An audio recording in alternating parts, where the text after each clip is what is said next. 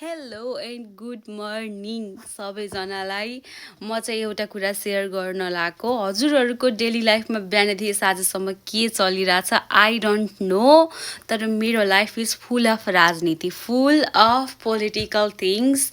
बिहान उठ्दादेखि साँझसम्म म Facebook scroll गरिरहेको छु, रिल्सहरू हेरिरहेको, इन्टरभ्यूहरू हेरिरहेको छु। मेरो फेसबुकभरि जताततै राजनीतिक बाहेक केही आएको छैन। मैले पहिला राजनीतिको बारेमा न त केही थाहा थियो, अहिले अलिअलि बुझ्दैछु, त्यति धेरै थाहा पनि छैन, तर पनि यति धेरै इन्ट्रेस्टिङ भइरहेछ, यति धेरै इन्ट्रेस्टिङ भइरहेछ, लास्टै मजा आइरहेछ मलाई चाहिँ, किन हो थाहा होइन।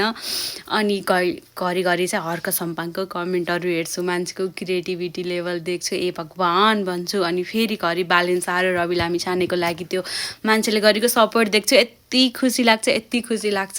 घरमा कल गऱ्यो, अनि घरमा कल गरेर नि बाबा मम्मी जसले भोट गर्न मिल्छ भोट गर्नेले चाहिँ बालेनलाई गर्नु है, यसरी गर्नुपर्छ भन्ने, खालि त्यो बाहेक अरू केही कुरा छैन। I am going so crazy and what about you? हजुरलाई चाहिँ कतिको असर परिरहेछ?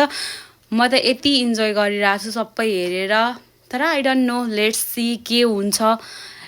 सोचेको जस्तै अहिले जस्तो रूप देखिरह त्यही अनुसार राम्रो रिजल्ट आयो भने आई विस सो आओस्, तर के हुन्छ आई डोन्ट नो। अहिलेको लागि चाहिँ एकदम माहौल चाहिँ खतरा छ।